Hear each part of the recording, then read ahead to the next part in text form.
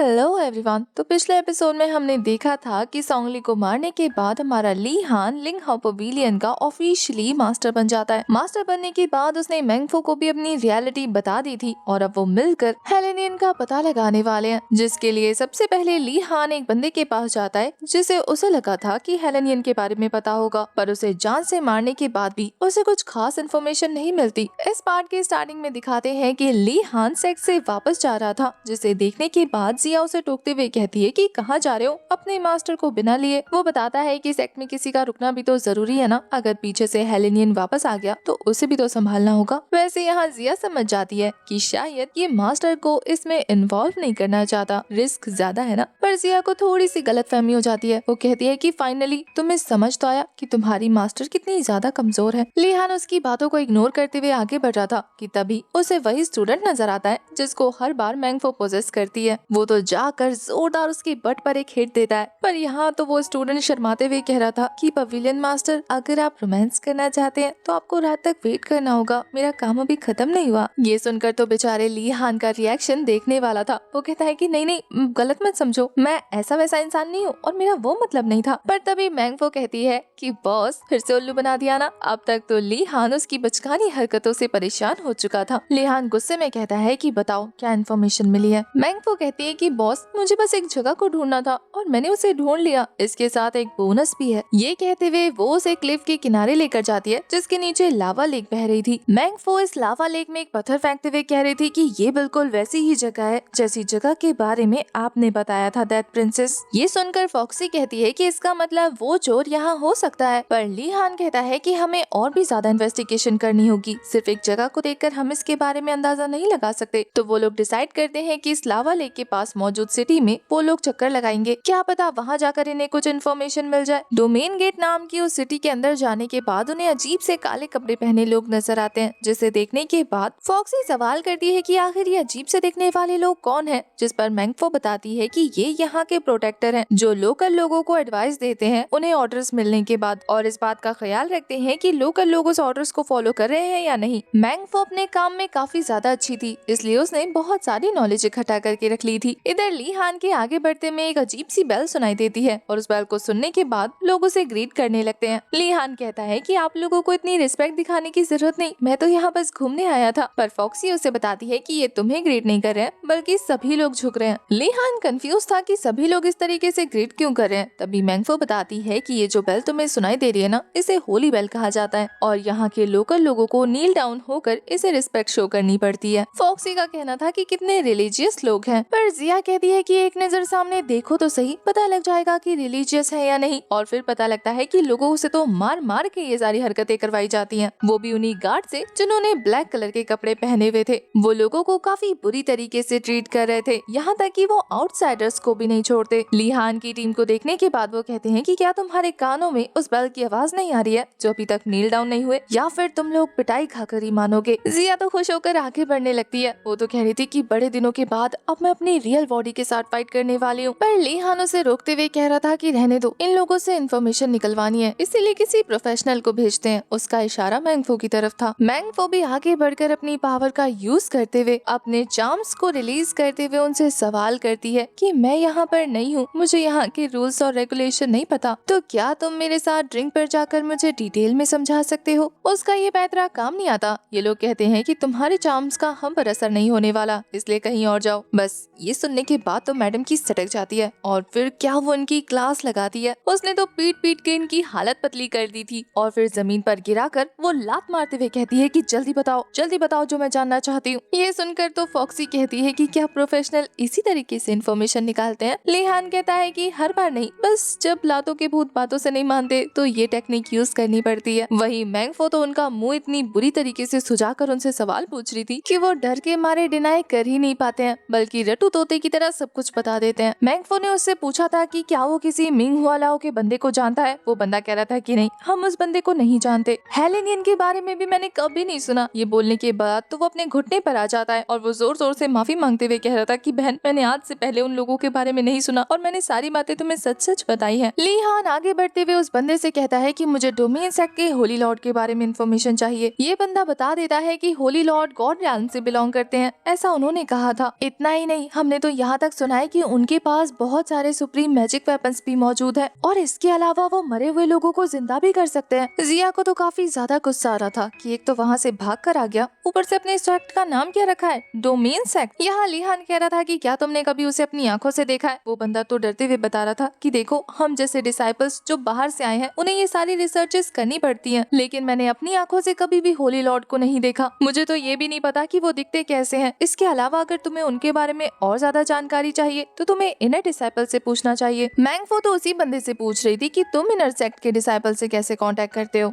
वो बंदा काफी ज्यादा डरते हुए बताता है कि हमें तो जनरल्स अपॉइंट किए गए हैं जो हमें ऑर्डर्स देते हैं। अब ये जानने के बाद तो मैंगफो लिहान से कहती है कि बॉस, लगता है आपको सिचुएशन को ज्यादा बड़ा क्रिएट करना होगा, आपका काम तो बढ़ गया। ये सुनने के बाद तो लिहान उस लड़के के कंधे पे हाथ रखते हुए कह रहा था कि अब तुम्हें अपना नाम बनाने का मौका मिलने वाला है। और अब फिर वो तीनों मिलकर एक कोने में ले जाकर उन सभी की काफी ज्यादा धुलाई करने लगते हैं। ये देखकर वहाँ के लोकल्स काफी जोर जोर से चिल्लाकर वहाँ के जनरल्स को बुला लेते हैं। वो जनरल अपने साथ काफी सारे गार्ड्स को लेकर आया था और वो सभी एक एक करके आगे बढ़ते हुए इनके ऊपर अटैक करने वाले थे। जिया तो ये देखकर खुश हो जाती है कि चलो, मेरे हाथों में जो इतने दिनों से जंग लगी हुई थी अब उन्हें राहत मिलने वाली है। वो तीनों अपनी अपनी एनर्जी रिलीज करते हुए उन सभी को अच्छा मजा चखाते हैं। उन सभी की धुलाई करने के बाद यहाँ जिया कहती है कि अब क्या जनरल्स को पीट दिया, अब क्या आगे और भी ज्यादा ऑफिशियल्स को पीटना बाकी है। पर लिहान का तो कुछ और ही प्लान था। वो वहाँ पर मौजूद एक जनरल के पास से एक टोकन हासिल कर लेता है। उस टोकन को देखने के बाद वो उन दोनों लड़कियों से कह रहा था कि गर्ल्स, अब और फाइट करने की जरूरत नहीं, हमारा आज रात का कुछ और प्लान है। लिहान ने वहाँ पर मौजूद एक बंदे को जिंदा छोड़ दिया था और वो उसे डराते हुए कहता है कि अब जब तुम जहाँ जाने वाले थे वहाँ का रास्ता हमें दिखाओगे। वो बंदा तो डरते हुए हाँ कह देता है। अब सीधा रात में हमें डोमेन सेक्ट के इनर पैलेस का सीन दिखाते हैं, जहाँ पर लिहान और उसकी टीम ने उन्हीं लोगों की तरह गेटअप कर लिया था और वो तेजी से इनर पैलेस की तरफ आगे बढ़ रहे थे कि तभी वहाँ पर वहाँ का चीफ गार्ड आ जाता है, जो उन्हें टोकते हुए कह रहा था कि तुम तीनों को आज से पहले यहाँ नहीं देखा, तुम्हें किसने बुलाया। मैंगफो तो अपना चाकू निकाल लेती है ताकि वो उस बंदे को जान से मार सके, पर लिहान उसे ऐसा करने से रोक लेता है। इसके बाद अपने पास आ रहे उस बंदे को वो अपने पास मौजूद टोकन दिखाता है। टोकन देखने के बाद इस बंदे को यकीन हो गया था कि ये जनरल्स में से ही एक है। वो कह रहा था कि तुम्हें पता है, सिटी में कुछ अननोन घुसपैठिए घुस गए हैं, इसलिए अपने पहरेदारी को और ज्यादा बढ़ा दो और ज्यादा चौकन्ने रहो, जो भी सस्पिशियस दिखे उससे सवाल करो। ये सुनने के बाद लिहान उसे ग्रीट करते हुए कहता है कि जैसा आप कहें। लिहान को होली लॉर्ड से जो मिलना था, इसलिए वो फिलहाल यहाँ पर कोई मेस नहीं क्रिएट करना चाहता, क्योंकि वो जानता है कि यहाँ पर जरूरत से ज्यादा गार्ड है। वैसे तो वो अपनी एबिलिटी के हिसाब से इन सभी से फाइट कर सकता है, लेकिन पीछे से जिसे वो पकड़ने आया है वो निकल जाएगा। यहाँ मैंगफो काफी ज्यादा प्रोफेशनल थी, तो वो तो अपनी जासूसी का काम शुरू कर देती है। वो उस चीफ से सवाल करते हुए कह रही थी कि इस सेक्ट में तो काफी ज्यादा सीक्रेट्स मौजूद हैं, हमें कैसे पता लगेगा कि कौन सा बंदा सस्पिशियस है और आप किसकी बात कर रहे हैं। क्या यहाँ पर कुछ ज्यादा ही खतरनाक चीजें छुपाई जा रही हैं, जिसके लिए हमें इतना चौकन्ना रहना पड़ेगा। अब ये सुनकर तो उस चीफ को काफी ज्यादा गुस्सा आ रहा था। अब लिहान अपने लीडर वाली पोजीशन को संभालते हुए कहता है कि तुम्हें इस तरीके से लॉर्ड से बात नहीं करनी चाहिए। एज अ गार्ड और डिसाइबल तुम्हें जितना काम दिया जा रहा है सिर्फ उतना करो, इनसे सवाल मत करो। अब लिहान के इशारे पर मैंगफो समझ जाती है कि उसे क्या करना चाहिए, इसलिए वो उस इंसान के आगे झुकते हुए कह रही थी कि मुझे माफ कर दीजिए, मैंने आप पर शक किया। वो बंदा तो लिहान से बहुत ज्यादा खुश हो जाता है, उसे उस पर पूरा ट्रस्ट हो गया था। वो लिहान से कहता है कि तुम अच्छे से अपना काम करते रहो, वैसे भी 2 दिन में असैसियन सेरेमनी होने वाली है, हमारे पास वही एक अपॉर्चुनिटी होगी जब होली लॉर्ड अपनी पावर का यूज करते हुए हमें एंडलेस डिवाइन रियल में एंटर होने देंगे, जहाँ जाने के बाद न केवल हमारी पावर इंक्रीज होगी बल्कि हमें एंडलेस सीक्रेट्स और ट्रेजर्स मिलने वाले हैं। जिया को तो काफी ज्यादा गुस्सा आ रहा था उस हेलेनियन पे कि उसने तो एंडलेस रियल को मजाक बना के रखा हुआ है। वहीं ये तीनों जिस काम के लिए यहाँ पर आए थे उनका काम हो गया, उन्हें वो इन्फॉर्मेशन मिल गई कि आखिर यहाँ पर चल क्या रहा है। अब ये सारी बातें सुनने के बाद लिहान उस बंदे से कहता है कि बिल्कुल आपने जैसा कहा है हम वैसा ही करेंगे और हमें उस दिन का बेसब्री से इंतजार है। ऐसा कहते हुए वो एक काफी इवल स्माइल पास करता है, जैसे कि लिहान का कुछ और करने का प्लान हो। शायद वो हेलेनियन को उसके बिल से बाहर निकालने के बाद मारना चाहता है। अब नेक्स्ट सीन हमें 2 दिन बाद का दिखाया जाता है, जहाँ पर असैसियन सेरेमनी स्टार्ट हो चुकी थी। एक ओल्ड मैन आकर सभी के सामने अनाउंसमेंट करते हैं कि ऑफिशियली असैसियन सेरेमनी स्टार्ट हो चुकी है और जो लोग भी होली लॉर्ड को दिल से मानते हैं उन्हें डिवाइन रियल में जाने का मौका मिलेगा। अगर वो ऐसे ही जिंदगी भर होली लॉर्ड की वर्शिप करते रहे तो उन्हें गॉड रियल से बहुत ही खास ट्रेजर्स मिलेंगे। ये सारी बातें सुनने के बाद जिया का तो मुंह बन रहा था, क्योंकि उसके अकॉर्डिंग लोग इतने बेवकूफ कैसे हो सकते हैं जो हजारों सालों से इसी बात पर यकीन करते आ रहे हैं। पर लीहान का कहना था कि अगर एक मॉडल रातों रात इमॉर्टल बन जाए तो कौन ही रेजिस्ट करेगा। इधर मैंगफो को दिखाते हैं जो चारों तरफ अच्छे से चेक करके आकर लीहान को बताती है कि बॉस मैंने चेक कर लिया है, यहाँ पर काफी सारे डिसाइपल्स मौजूद हैं और साथ ही 5 एल्डर्स जो इन्हें लीड करने वाले हैं। ये सुनने के बाद तो लीहान भी बिल्कुल जिया की तरह बात कर रहा था कि चलो सबको मजा चखाते हैं, पता नहीं इसमें से कौन होली लॉर्ड हो सकता है। अपने इकलौते बॉस की बात सुनने के बाद तो मैंगफो कह रही थी कि बॉस आपने ही तो कहा था ना कि मार पिटाई नहीं करनी है। पर लीहान कहाँ किसी की सुनने वाला है, वो तो सरसराते हुए आगे निकल जाता है। लीहान अभी तक उन तक पहुँचा भी नहीं था कि वो ओल्ड मैन अनाउंसमेंट करते हैं कि सभी लोग एक एक करके डिवाइन रियल में एंटर होने वाले हैं। लेकिन उससे पहले मैं आप सभी से एक सवाल पूछना चाहता हूँ। कुछ घुसपैठिए हमारे डोमेन सेक्ट में एंटर हो चुके हैं, तो क्या हमें उन्हें जाने देना चाहिए या जान से मार देना चाहिए? क्योंकि ना तो वो हमारी प्रैक्टिस की रिस्पेक्ट करते हैं और ना ही हमारे होली लॉर्ड की। ये सुनने के बाद वहाँ मौजूद सभी लोग जोर जोर से चिल्लाकर उन्हें मार देने को कह रहे थे। फॉक्सी तो डर जाती है कि कहीं इन लोगों ने हमें पहचान तो नहीं लिया। मैंगफो भी बता देती है कि शायद उन लोगों को कुछ तो आइडिया लग गया है और ये सुनने के बाद लीहान भी लाइक अब तो मजा आएगा। ये बोलने के बाद वो अपनी पावर रिलीज करते हुए एक जोरदार जंप के साथ उस ओल्ड मैन की धज्जियां उड़ा देता है। इस अचानक से हुए जबरदस्त हमले को देखने के बाद तो वहाँ हलचल मच गई थी, सभी लोग पैनिक करने लगते हैं। वहीं वो ओल्ड मैन दोबारा खड़े होते हुए सबसे कह रहा था कि इसे मार डालो, ये मिस्टीरियस सा पर्सन हमारे डिवाइन रियल में एंटर होना चाहता है। वो सभी एक साथ काफी तेजी से लीहान पर अटैक करने के लिए आगे बढ़ रहे थे, पर लीहान अपनी स्वॉर्ड को घुमाकर पावर रिलीज करते हुए एक जबरदस्त अटैक थ्रो कर देता है, जिससे वहाँ की जमीन 2 टुकड़ों में आधी हो जाती है। बीच में पड़े उस बड़े से दरार की वजह से कोई भी आगे नहीं बढ़ पा रहा था। वहीं लीहान वहाँ पर मौजूद एल्डर से कहता है कि तुम तीनों एक साथ मुझ पर अटैक करने के लिए आगे बढ़ सकते हो। अब अपने होली लॉर्ड के डिसरिस्पेक्ट की वजह से ये तीनों एल्डर काफी ज्यादा एग्रेसिव होकर उसके ऊपर अटैक करने लगते हैं, पर लीहान तो उन सभी को अकेले ही हैंडल कर रहा था,